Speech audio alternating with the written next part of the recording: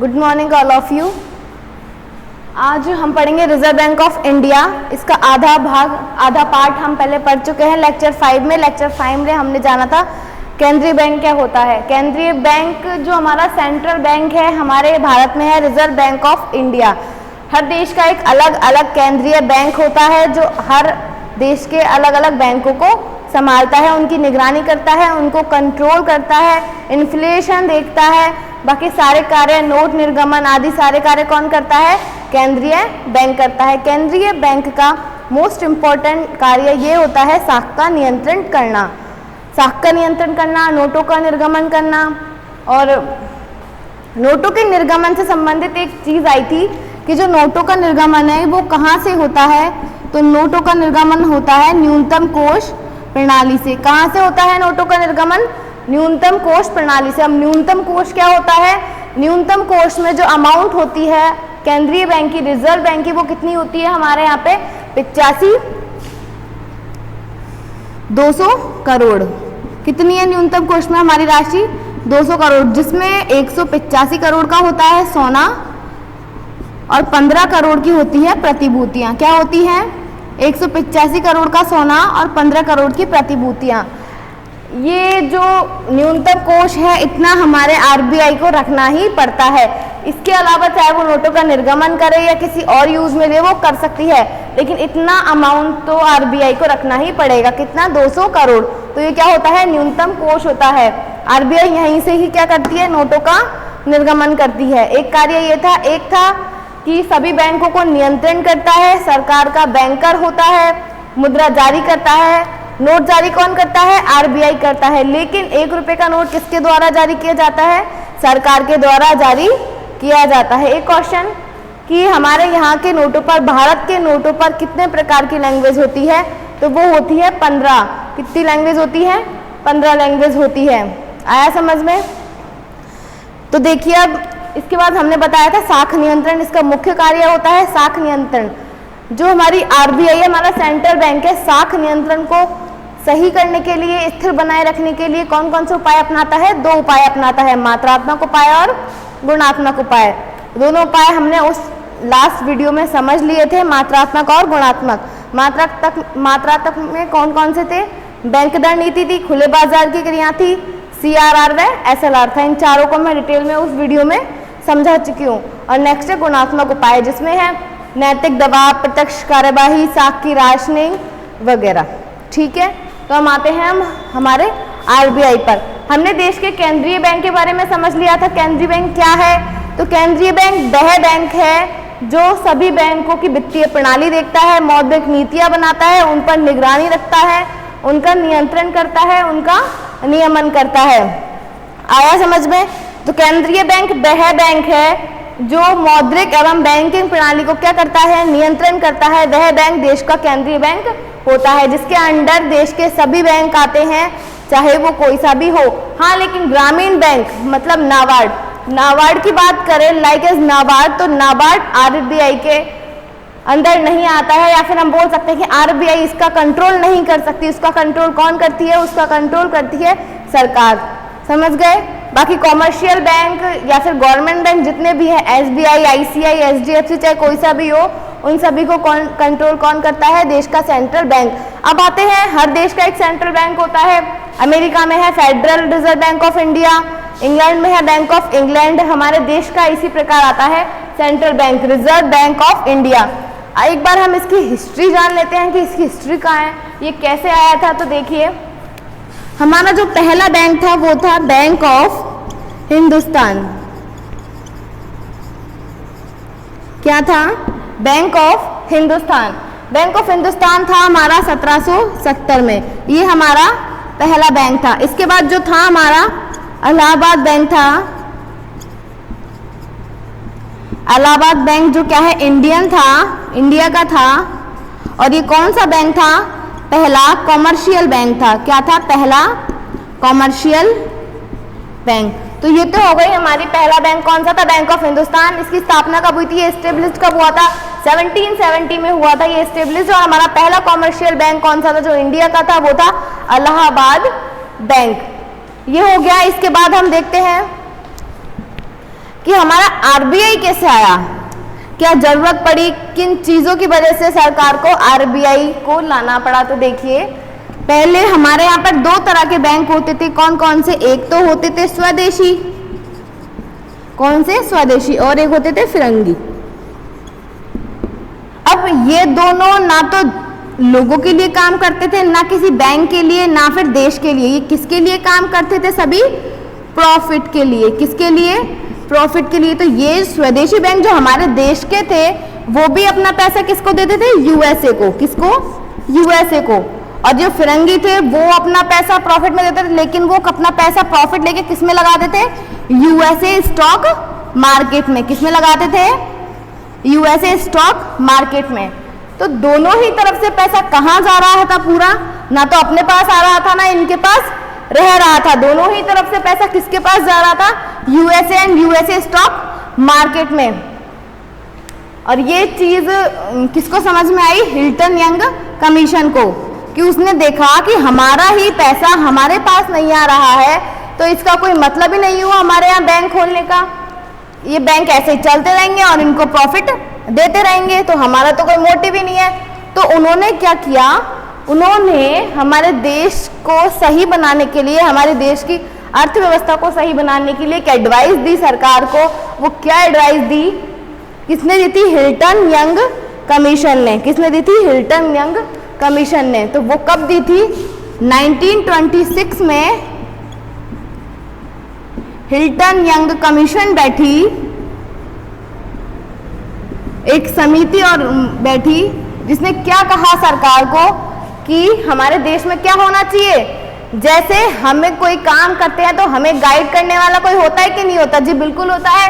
तो इसी प्रकार इन बैंकों को गाइड करने के लिए एक संस्था बनाई जानी चाहिए, एक ऑफिस बनाया जाना चाहिए जो सभी बैंकों को नियंत्रण कर सके, उन्हें बता सके कि हमारे देश के लिए अच्छा क्या है, क्या बुरा है, किस तरह से हमारा देश आगे बढ़ सकता है। तो उसके लिए क्या हुआ, हिल्टन यंग कमीशन ने सरकार को एडवाइस दी कि आपको क्या करना चाहिए, एक संस्था खोलनी चाहिए जिसका नाम क्या होना चाहिए, आरबीआई होना चाहिए। लेकिन सरकार ने उनकी बात को इग्नोर मार दिया। क्या कर दिया, इग्नोर मार दिया, उनकी बात सही नहीं मानी, उसका कोई मतलब नहीं निकला। लेकिन जैसे जैसे टाइम हुआ वैसे वैसे 1929 में 1929-30 के समथिंग क्या हुआ, यूएसए में क्या हुआ, मंदी आई। क्या हुआ, यूएसए में मंदी आई। मतलब यूएसए में क्या आया, डिप्रेशन आया।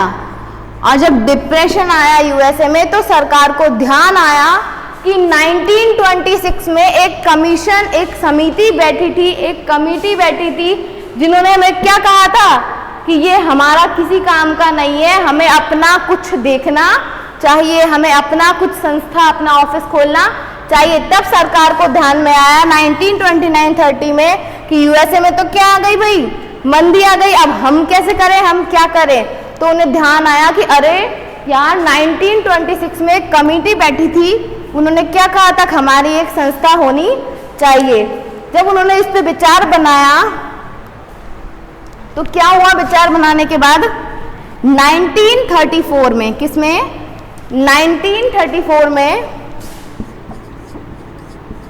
1934 में आपका क्या एक्ट लागू हुआ, आरबीआई एक्ट 1934। और ये एस्टेब्लिश्ड कब हो गया पूरी तरह से, 1935 में। कब हो गया, 1935 में। इसका जो हेड ऑफिस था वो कहाँ था, कोलकाता में था। कहाँ था, जब ये एस्टेब्लिश्ड हुआ था 1935 में, उसके बाद कोलकाता में इसका हेड ऑफिस बना, लेकिन वो चेंज होकर 1937 में कहाँ हो गया, वो हो गया मुंबई में। तो जब ये एस्टेब्लिश्ड हुआ इसका हेड ऑफिस कहाँ था, कोलकाता, और जब ये चेंज हुआ तो 1937 में इसका ट्रांसफर हुआ और ये ऑफिस हो गया है कहाँ पर, मुंबई में। कहाँ हो गया, मुंबई में। तो देखिए अब आरबीआई खुल तो गया अब, लेकिन आरबीआई जब एस्टेब्लिश्ड हुआ था वो किसके हाथों में था, निजी, मतलब पूरा इस पे किसका अधिकार था, प्राइवेट। अब आप बोलोगे खोला तो सरकार ने था, तो देखिए जो हमारा आरबीआई था वो किस किस के हाथों में था, दोनों गवर्नमेंट या प्राइवेट, गवर्नमेंट और प्राइवेट। तो जो आरबीआई में, आप एक बात बताओ, आप चाहे कोई छोटी सी दुकान खोलो या बड़ी खोलो, मान के चलो आपने एक टी हब खोला और टी हब में आपके पैसे लगे, तो आरबीआई में पैसे लगे थे तो 90% हिस्सा किसका था? प्राइवेट वालों का था। किसका था? प्राइवेट वालों का। मान के चलो दो लोगों ने मिलके टी हब खोला और टी हब में मेरा हिस्सा है 20% और उसका है 80%, तो चलेगी किसकी? 80% वाले की। उसी तरह आरबीआई में 90% हिस्सा किसका था?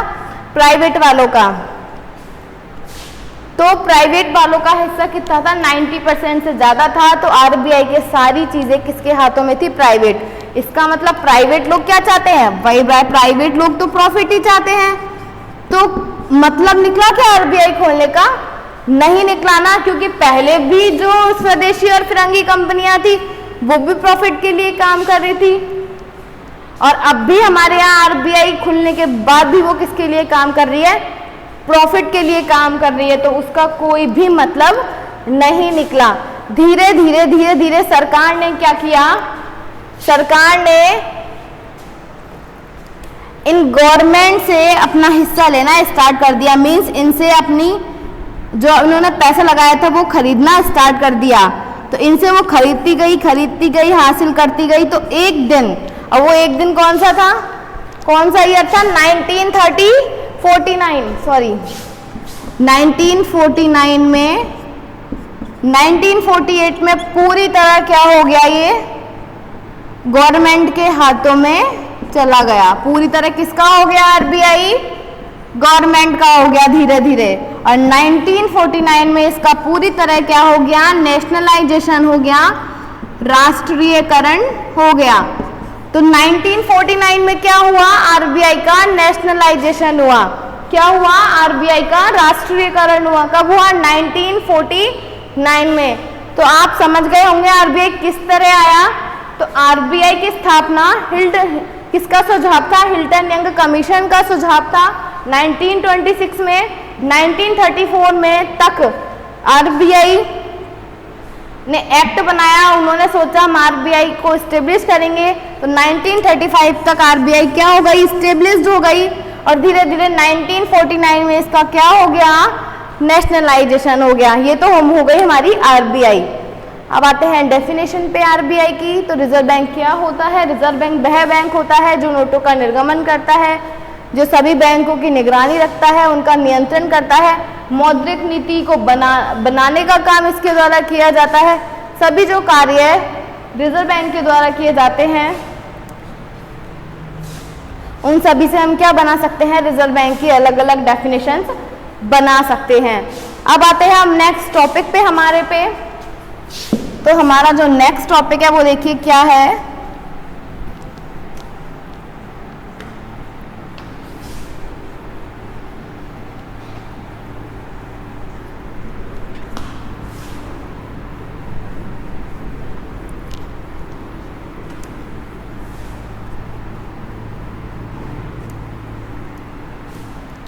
हमारा जो नेक्स्ट टॉपिक है पहले हम देख लेते हैं। 1935 में आरबीआई स्टेब्लिश्ड हुआ। 1949 में इसका नेशनलाइजेशन हुआ। हेड ऑफिस है जो इसका कहाँ है? मुंबई है। एंड ये किसके द्वारा हुआ? ये हुआ 1926 हिल्टन यंग कमीशन के द्वारा हुआ।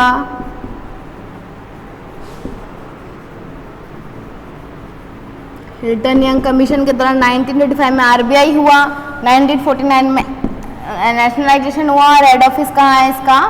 मुंबई में है। ओके, तो हम आते हैं हमारे नेक्स्ट टॉपिक पर। हम बात करते हैं, मान के चलो आपने एक दुकान खोली या फिर एक कंपनी खोली, एक उद्योग खोला। उसके लिए आप क्या करते हो? पहले स्ट्रक्चर बनाते हो ना कि हम कैसे कैसे काम करेंगे, हम क्या क्या काम करेंगे। वो सभी कौन देखता है? वो सभी देखता है आरबीआई। अब आरबीआई को बनाने के लिए आरबीआई किस तरह काम करेगा उसके लिए हम क्या बनाएंगे? उसका ढांचा बनाएंगे। जैसे आप कोई भी काम करते हो तो पहले सोचते हो ना कि हम इस काम को कैसे करेंगे। आपको कहीं जाना है तो आप सोचते हो हम यहाँ से यहाँ जाएंगे, फिर यहाँ से यहाँ, तो आपने एक स्ट्रक्चर बना लिया मन में। उसी प्रकार आरबीआई ने भी काम करने के लिए क्या बनाया, एक स्ट्रक्चर बनाया। तो वो समझिए आरबीआई स्ट्रक्चर। आरबीआई स्ट्रक्चर, तो स्ट्रक्चर में क्या होता है आरबीआई के स्ट्रक्चर में? आरबीआई के स्ट्रक्चर में हम देखते हैं कौन कौन लोग आते हैं। तो वो देखिए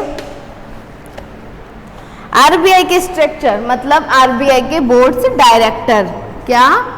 आरबीआई के बोर्ड्स डायरेक्टर, निदेशक। कौन कौन चलाता है आरबीआई को? तो वो देखिए इसमें एक होता है, क्या होता है, गवर्नर। गवर्नर कितने होते हैं? एक होता है।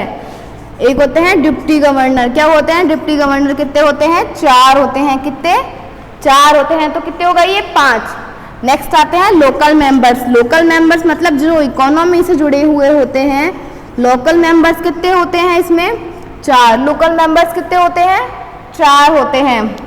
और जो हमारे फाइनेंस मिनिस्ट्री, हमारे वित्त मंत्रालय से जो इसमें ऐड किए जाते हैं वो कितने होते हैं कुल टोटल? वो होते हैं 2। तो एक गवर्नर से होता है, 4 डिप्टी गवर्नर होते हैं। लोकल मेंबर्स कितने होते हैं? 4 होते हैं। फाइनेंस मिनिस्ट्री 2 होते हैं। और जो गवर्नमेंट करती है, गवर्नमेंट के द्वारा अपॉइंटेड होते हैं, वो क्या होते हैं? 10 मेंबर्स होते हैं। तो कुल टोटल कितने हो गए? 4 और 4 8, 1 9, 2 11, 11 और 10 21। तो आरबीआई के टोटल बोर्ड ऑफ डायरेक्टर्स कितने होते हैं? टोटल होते हैं 21। क्या होते हैं? टोटल 21। तो हमारे गवर्नर, एक गवर्नर कितना होता है आरबीआई में? आरबीआई कौन कौन संभालता है? तो गवर्नर होता है, डिप्टी गवर्नर होता है। गवर्नर कितने होते हैं? 1 होता है। डिप्टी गवर्नर कितने होते हैं? 4 होते हैं। और जो लोकल मेंबर्स है वो कितने होते हैं? 4 होते हैं। फाइनेंस मिनिस्ट्री में से कितने लोग अपॉइंट किए जाते हैं? 2, और गवर्नमेंट के द्वारा 10। अब आप पूछेंगे अब का प्रेजेंट गवर्नर कौन है? तो प्रेजेंट गवर्नर है शक्तिकांत दास। जो मैं आपको बैंकिंग वाला चैप्टर जब पढ़ा रही थी तो उसमें लास्ट में मैंने थोड़ा सा आरबीआई को डिफाइन कर दिया था, थोड़ा सा उसमें बता दिया था कि आपका प्रेजेंट गवर्नर कौन है? कौन है? शक्तिकांत दास है। इन्होंने किसको रिप्लेस किया था?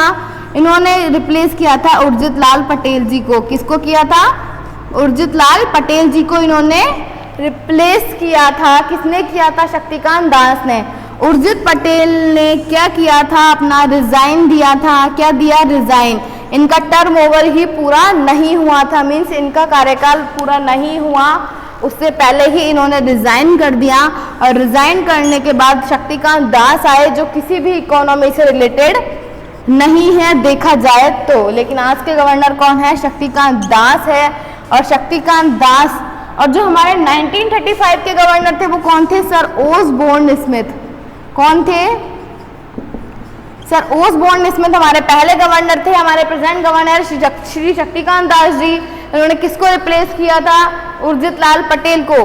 किसको रिप्लेस किया था? उर्जित लाल पटेल जी को इन्होंने रिप्लेस किया था। तो आप समझ गए आरबीआई के स्ट्रक्चर। आरबीआई को कौन कौन संभालता है?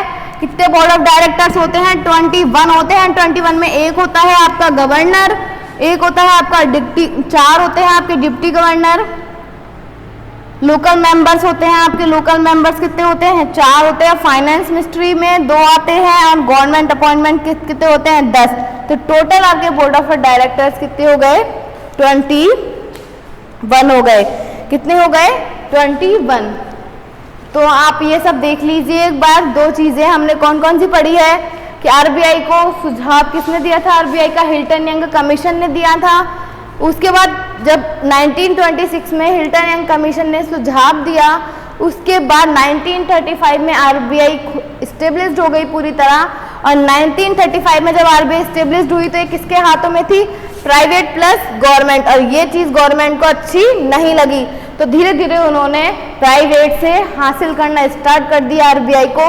तो पूरी तरह ये राष्ट्रीयकरण कब हो गया? पूरी तरह गवर्नमेंट के हाथों में आ गई। कब आ गई? 1949 में इसका नेशनलाइजेशन हो गया।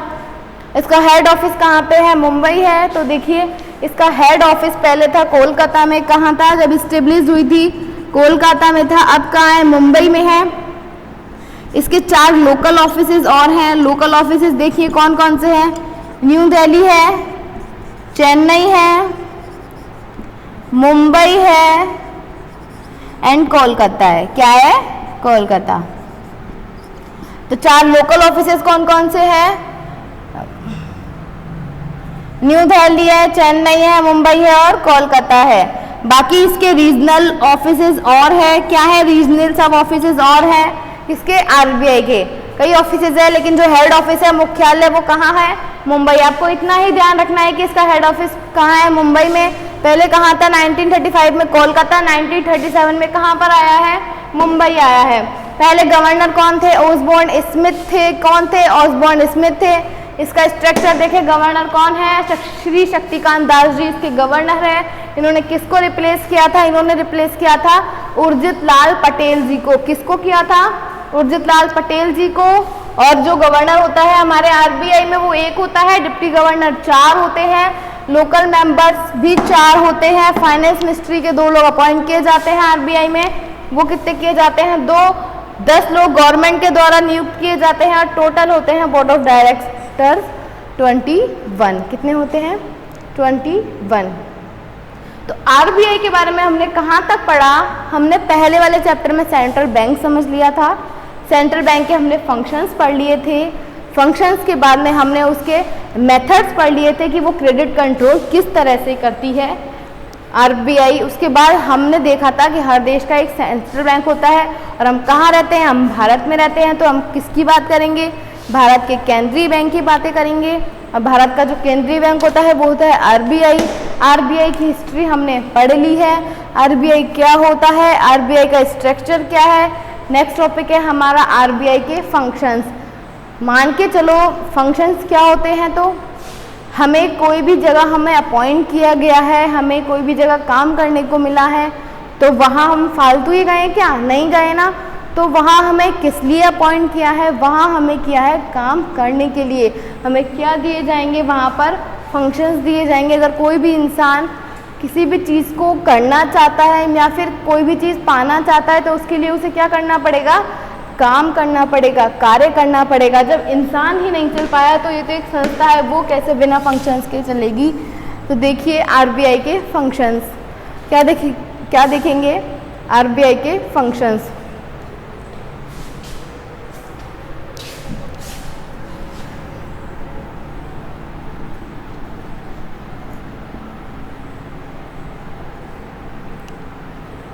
आरबीआई के फंक्शन से पहले हम एक चीज़ और जानेंगे, मॉनेटरी पॉलिसी, मौद्रिक नीतियाँ। मौद्रिक नीति होती क्या है सिर्फ इतना सा जानेंगे, बाकी इसका बड़ा टॉपिक है जो अभी पढ़ेंगे।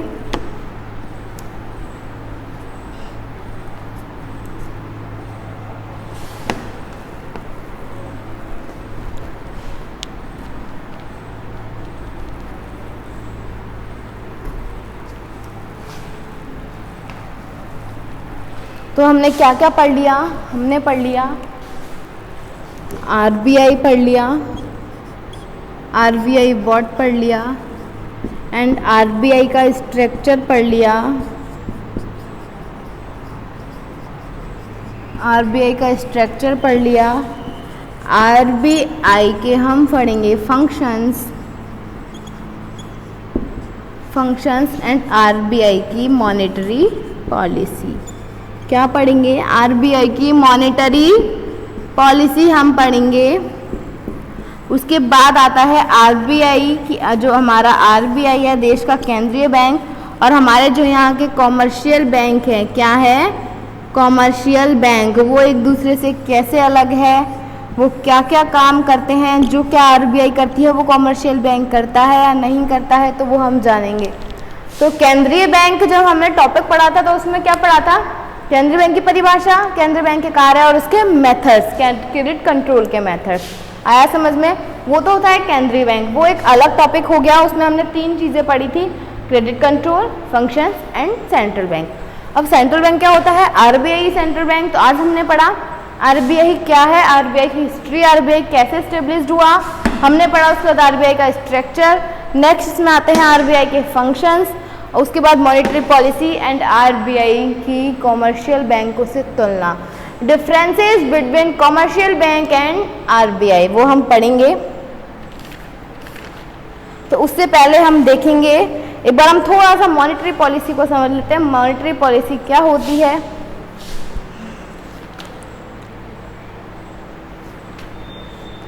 कि मॉनेटरी पॉलिसी क्या होती है, तो देखिए, जहाँ तक मॉनेटरी पॉलिसी का सवाल है तो मॉनेटरी पॉलिसी को बोलते हैं मौद्रिक नीतियाँ। क्या बोलते हैं? मौद्रिक नीतियाँ। अब मॉनेटरी पॉलिसी बनाता कौन है? वो कौन बनाता है? आरबीआई बनाती है। कौन बनाती है? आरबीआई मॉनेटरी पॉलिसी बनाती है। ये जो मॉनेटरी पॉलिसी आरबीआई बनाती है,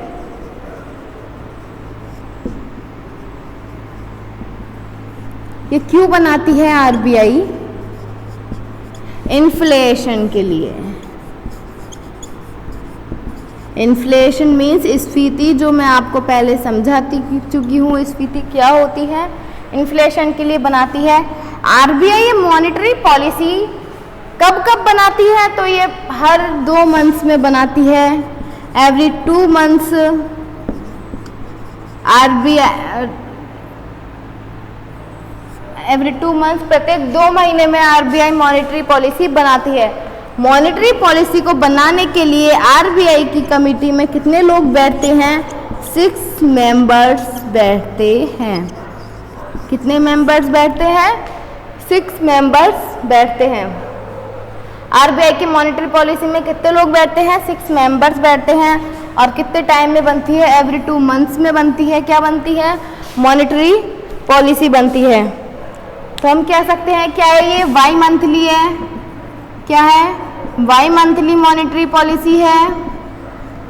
अब आप पूछेंगे 2 महीने में इसका फाइनेंशियल ईयर कौन सा होता है? तो फाइनेंशियल इसका होता है 1 अप्रैल से 31 मार्च इसका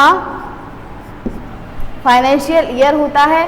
अब आप बताओ कि 1 अप्रैल से 31 मार्च इसका फाइनेंशियल ईयर है और हम बोल रहे हैं कि हर 2 महीने में मॉनेटरी पॉलिसी बनती है। तो अब 1 अप्रैल को बनी है एक मॉनेटरी पॉलिसी, तो अप्रैल के बाद में कब बनेगी? जून में बनेगी। जून में हमने क्या बनाई? सेकंड मॉनेटरी पॉलिसी बनाई। ये हमारी फर्स्ट बनेगी, सेकंड जून में बनेगी। थर्ड हमारी कब बनेगी? अगस्त में बनेगी। कब बनेगी? अगस्त में बनेगी थर्ड मॉनेटरी पॉलिसी। अब फोर्थ आप बताइए, सोचो आप किस में बनेगी? अक्टूबर में आपकी मॉनेटरी पॉलिसी बनेगी। इसी तरह पूरे ईयर आपकी हर 2 मंथ में क्या बनेगी? एवरी 2 मंथ्स में, 2 मंथ्स में आपकी क्या बनेगी? मॉनेटरी पॉलिसी बनेगी। ये तो थोड़ा सा हमने मॉनेटरी पॉलिसी के बारे में समझा था। तो ये हो गया आपका मॉनेटरी पॉलिसी। अब इसमें क्वेश्चन बता देती हूँ जो हमने आज के लेक्चर में पढ़े हैं कि क्या क्या बनते हैं। वो क्वेश्चन आप देख लीजिए।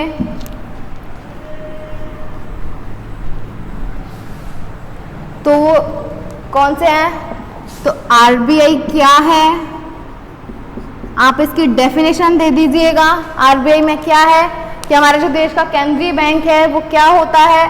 यदि आपका नेक्स्ट क्वेश्चन आता है आरबीआई का स्ट्रक्चर समझाइए, नेक्स्ट क्वेश्चन आता है आरबीआई का स्ट्रक्चर समझाइए, आरबीआई का ढांचा बताइए। क्या बताइए? आरबीआई का स्ट्रक्चर बताइए। एक होता है आरबीआई का गवर्नर कौन है? तो आरबीआई का गवर्नर बता चुकी हूँ, श्री शक्तिकांत दास है। इन्होंने किसको रिप्लेस किया था? इन्होंने रिप्लेस किया था उर्जिताल पटेल जी को। नेक्स्ट क्वेश्चन आता है मॉनेटरी पॉलिसी कौन बनाता है? मॉनेटरी पॉलिसी आरबीआई बनाती है। और मॉनेटरी पॉलिसी किसके लिए बनाती है? इन्फ्लेशन के लिए। तो आरबीआई मॉनेटरी पॉलिसी किसके द्वारा बनाई जाती है और मॉनेटरी पॉलिसी क्यों बनाई जाती है ये आप बता चुके हैं। इन्फ्लेशन को स्थिर करने के लिए बनाई जाती है। मॉनेटरी पॉलिसी कितने टाइम में बनाई जाती है? वो है 2 मंथ्स में बनाई जाती है। आरबीआई का जो हेड ऑफिस है वो कहाँ है? ये क्वेश्चन बनता है कि हेड ऑफिस कहाँ है। आरबीआई का नेशनलाइजेशन कब हुआ? 1949 में। ये भी इसमें क्वेश्चन बनता है कौन सा? आरबीआई का राष्ट्रीयकरण कब हुआ? नोटों का निर्गमन किसके द्वारा किया जाता है? एक क्वेश्चन ये बनता है। आरबीआई को स्टेबलाइज करने का सुझाव किसने दिया? हिल्टन यंग कमीशन ने दिया। तो सारे क्वेश्चन आज के वीडियो में बनते हैं। आज के लिए इतना ही। बाकी आप जो भी प्रॉब्लम हो आप इस कांटेक्ट पे पूछ सकते हैं। Thank you.